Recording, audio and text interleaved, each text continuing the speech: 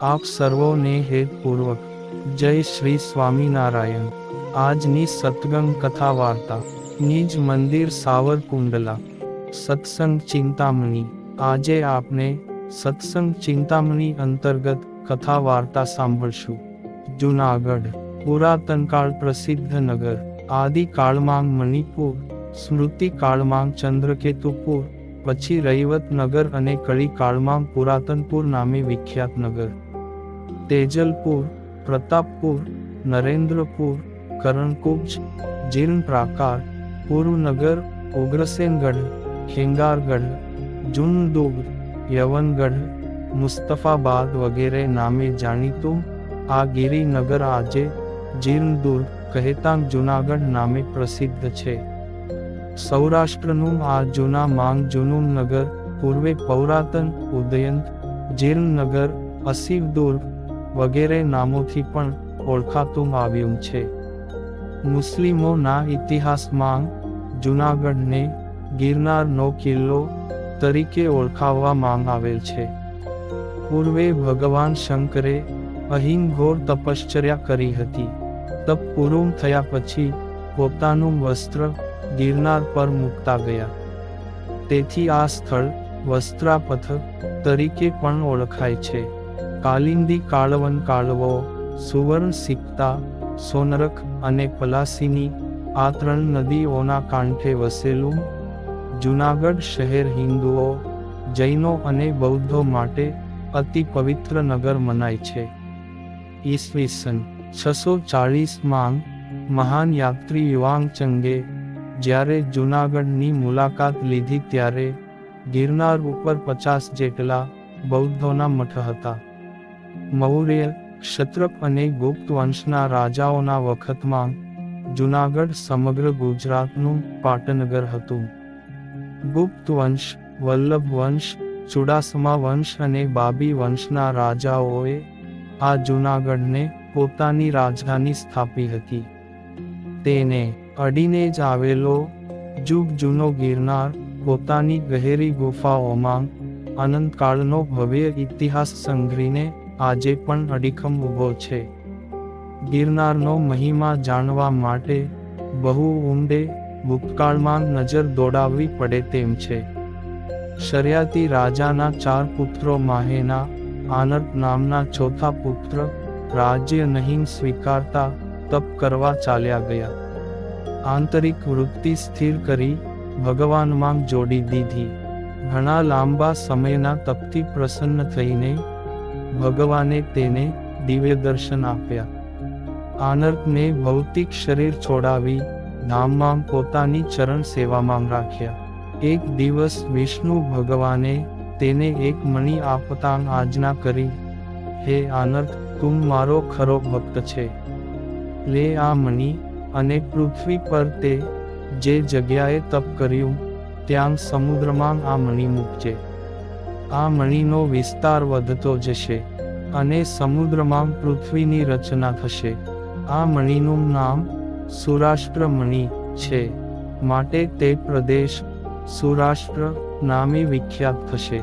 વળી તારા નામ ઉપરથી તે સભળો પ્રદેશ આનર્ક દેશ તરીકે પણ ઓળખાશે।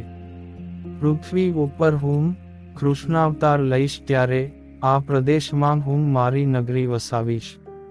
આનર્ક તે મણિ લઈને પોતાની તપોભૂમિમાં આવ્યા। મણિને સમુદ્રમાં મૂકતાં એક દ્વીપકલ્પની રચના થઈ। તેના મધ્યમાં મહાપાતાળ સરોવરની રચના થઈ। એ જલના મહાસરોવરમાં હિમાલયના ઉર્જાચલ, અરુણાચલ અને મહેન્દ્રાચલ નામે 3 શિખરોએ વસવાટ કર્યો। સમય જતાં ત્રણેય શિખરો ગિરનાર નામે પ્રખ્યાત થયા।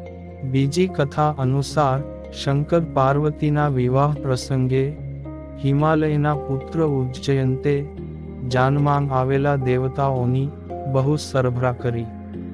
પ્રસંગ પૂરો થયે ભગવાન વિષ્ણુએ ઉજ્જયંતને આશીર્વાદ આપતાં કહ્યું, હે ઉજ્જયંત, આજથી તું પર્વત માત્રમાં સાક્ષાત નારાયણરૂપ અને સિદ્ધ ગણાઈશ।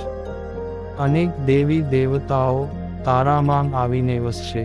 તારા આશ્રયે આવવાથી તપસ્વી તત્કાળ સિદ્ધિને પામશે. આજથી તારું નામ ગિરી નારાયણ કહેવાશે. સમય જતાં આ ગિરી નારાયણનું નામ ગિરનાર પડ્યું. અત્રિ ઋષિ અને સતી અનસુયાના પુત્ર એવા ભગવાન દત્તાત્રેયનો આ પર્વત પર કાયમી ગુપ્ત નિવાસ હોવાનું મનાય છે. તેથી જ દરેક સાધુ સંતો માટે આ પર્વત અત્યંત સન્માનનીય છે. વળી ભગવાન શ્રી રામના વનવાસ દરમિયાનની સ્મૃતિ એવા રામ ટેકરી, લક્ષ્મણ ટેકરી, ભરતવન અને શેષાવન આજે પણ વિદ્યમાન છે. અને બલરામે અહીં દ્વિવિધ અસુરને માર્યો હતો. દ્વારિકામાં વસતા યાદવો માટે આ પર્વત ક્રીડાભૂમિ ગણાતો. આ પ્રદેશના રાજા રૈવતે પોતાની રેવતી નામની કન્યાને બલરામ સાથે પરણાવી હતી. તેમના લગ્ન બાદ પોતાનું સઘળું રાજ્ય બલરામજીને સોંપી પોતે તપ કરવા વનમાં જતા રહ્યા. રૈવત રાજાના ઘનિષ્ઠ સંબંધોને કારણે ગિરનારનું નામ રૈવતાચલ પણ પડ્યું. જૈનોએ પણ પોતાના 5 પવિત્ર પર્વતોમાં આ રૈવત ગિરિને સ્થાન આપ્યું છે. જૈનોના 22 માંગ તીર્થંકર નેમિનાથના લગ્ન જૂનાગઢની રાજકુમારી રાજુલ સાથે નક્કી થયેલા. લગ્નમાં જાન લઈને આવ્યા ત્યાં પશુઓને બાંધેલા જોયા. ત્યારે તેણે સારથીને પૂછ્યું કે આટલા બધા પશુઓ કેમ અહીં બાંધ્યા છે? ત્યારે સારથીએ કહ્યું કે હે રાજન, આપની જાનમાં કેટલાક માંસાહારી રાજાઓ પણ આવ્યા છે. તેમના ભોજન માટે આ પશુઓ બાંધ્યા છે. આ સાંભળી નેમિનાથને વૈરાગ્ય ઉપજ્યો ને ગિરનાર ઉપર જતા રહ્યા. આ ગિરનાર પર્વત ઉપર જ તેમણે દીક્ષા લીધી ને અહીં જ કેવળ જ્ઞાન પ્રાપ્ત થયું હતું. અને 536 મુનિઓની સાથે 1 મહિનાનું અનશન વ્રત લઈને મોક્ષ ધર્મને પામ્યા. માટે ગિરનાર જૈનો માટે મોક્ષભૂમિ પણ ગણાય છે. આ ગિરનાર અનેક જોગી અને જતીઓની સાધનાનો સાક્ષી છે. જ્યાં 84 સિદ્ધોના બેસનાંગ છે. જેના શિખર સમા મસ્તક ઉપર ગુરુ દત્તાત્રેયના ચરણારવિંદ છે. જેનો દરેક અણુ આજે પણ ભગવાન શ્રી રામ, ભગવાન શ્રી કૃષ્ણ, ભગવાન શ્રી સ્વામિનારાયણ અને ભગવાન શંકરનો મહિમા ગાય છે. એવા પીઢ પુરુષ સમા આ ગિરી વૃક્ષની છાયામાં વસેલું નગર એટલે જૂનાગઢ. હિન્દુ, મુસ્લિમ, જૈન અને બૌદ્ધ આ ચારેય ધર્મ આ નગર માંગ વિકસ્યા છે. પૂર્વે આ નગર તીર્થ, મેળા અને કોટ માટે પ્રખ્યાત હતું. તેથી જ સમ્રાટ અશોકે આ નગર માંગ એક મોટા પથ્થર પર પાલી ભાષામાં ધર્મ સંદેશ કોતરાવ્યો હતો, જે આજે અશોકના શિલાલેખ નામે પ્રખ્યાત છે. રા ખેંગારે બંધાવેલ ઉપરકોટ પોતાના અજેય સ્વામીની સ્મૃતિઓ સાચવીને અડીખમ ઊભો છે. નરસિંહ મહેતાએ અહીં એક સાથે ભગવાન શંકર અને ભગવાન શ્રીકૃષ્ણની આરાધનાઓ કરી છે. સોરઠ દેશ સોહામણો ને રઢિયાળો ગિરનાર ખળખળ નીર છાઈ સકળ તરુવર ભાર અઢાર. એવા સોહામણા સોરઠના જૂનાગઢ રાજ્યની આછી, આંતરી, ઊંટ, કરાળ, કાંકરિયાળ, કાંઠી, કાદી, કાળી, કોળું, ખારી, ખારો, ખારચ, છાબડ, છાવડ, ડેડક, ઢસો, ધારોડ, નાળિયું, ફોડ, બગરી, બુખરી, બેડો, માલની, રાખોડ, રાતડ, રેચક, રેફડો, લુણાવાળી, વેકરો, સરાણ અને અંગારીઓ આ 31 પ્રકારની જમીનમાં વિસ્તરેલા 890 ગામડાંનો વહીવટ જૂનાગઢથી થતો હતો. જૂનાગઢ રાજ્યના કુલ 21 મહાલો કે તાલુકા હતા. જૂનાગઢે સતત 300 વર્ષ સુધી ગુજરાતના પાટનગરનો દરજ્જો ભોગવ્યો છે. જૂનાગઢ શહેર પ્રાચીન શાસ્ત્રો, શિલાલેખો અને ગ્રંથોમાં 2400 વર્ષનો ગૌરવવંતો ઇતિહાસ ધરાવે છે. પૌરાણિક કાળથી ભારતની સ્વતંત્રતા સુધી ઘણી સત્તાઓએ જૂનાગઢમાં રાજ કર્યું છે, જેમાં પૌરાણિક કાળમાં રૈવત સામ્રાજ્ય, ઈસવીસન પૂર્વે 319 મૌર્ય સામ્રાજ્ય, ઈસવીસન પૂર્વે 185 કલિંગ સામ્રાજ્ય, ઈસવીસન પૂર્વે 70મી 73 ગ્રીક સામ્રાજ્ય, ઈસવીસન 100મી 275 શક સામ્રાજ્ય, ઈસવીસન 275મી 455 ક્ષત્રપ સામ્રાજ્ય, ઈસવીસન 456મી 770 ગુપ્ત સામ્રાજ્ય, ઈસવીસન 875મી 1472 ચુડાસમા ચાવડા વંશ, ઈસવીસન 1472મી 1572 મુસ્લિમ શાસકો, ઈસવીસન 1573મી 1748 મુઘલ સામ્રાજ્ય, ઈસવીસન 1748મી 1948 બાબી વંશના શાસકો વગેરેએ શાસન કર્યું. જૂનાગઢના રાજા રા માંડલિક પાસે તેના અંગત મિત્રે અથવા વાળંદે સતી નાગબાઈના દીકરા નગાજણની પત્ની મીણબાઈના રૂપના વખાણ કર્યા.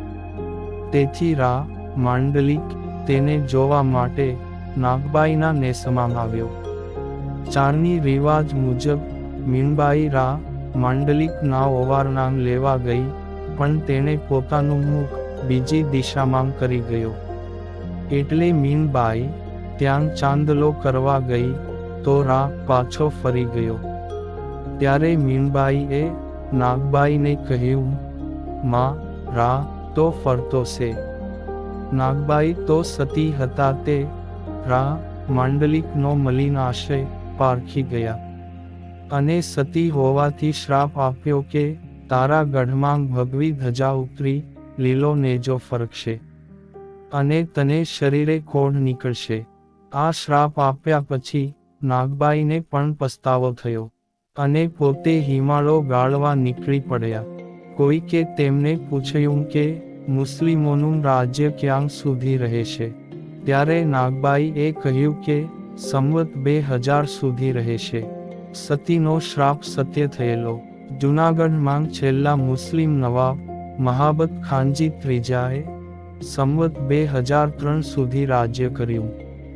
પછી જૂનાગઢ રાજ્ય ભારત દેશમાં વિલીન થતાં નવાબને રાતોરાત મોજડી પહેર્યા વગર ભારત છોડી પાકિસ્તાન જતું રહેવું પડ્યું હતું. બાબી વંશ બાબીઓ મૂળ અફઘાનિસ્તાનના વતની હતા. તેમના પૂર્વજો ઘોષ પ્રાંતના પુષ્ટ નામના ગામડામાં રહેતા. તેમના મૂળ પુરુષનું નામ કયશ હતું. હજરત મહમ્મદ પેગંબર સાહેબે જ્યારે મક્કા પર ચઢાઈ કરી ત્યારે કયશે તેને સારો સાથ આપ્યો હતો. મક્કાની જીત થયા પછી મહમ્મદ સાહેબે આશીષ આપતાં કહેલું કે તારા વંશજો થકી દીને ઇસ્લામની બઢતી થશે. અને કયશે ત્યાર પછી મહમ્મદ સાહેબના હસ્તે ઇસ્લામ ધર્મ અંગીકાર કર્યો ને પોતાનું નામ બદલીને અબ્દુરશીદ રાખ્યું. તેને 3 પુત્રો પૈકી ઇસ્માઇલના એક પુત્રનું નામ બાબી હતું. ત્યારથી તેમના વંશજોની દરેક શાખા બાબીજી કે બાબી ખૈલ તરીકે ઓળખાતી. સમય જતાં તેમના વંશજો બાબી કહેવાયા. બીજી માહિતી અનુસાર આ બાબી કુળના અને અફઘાનિસ્તાનના રહેવાસી ઉસ્માન ખાનના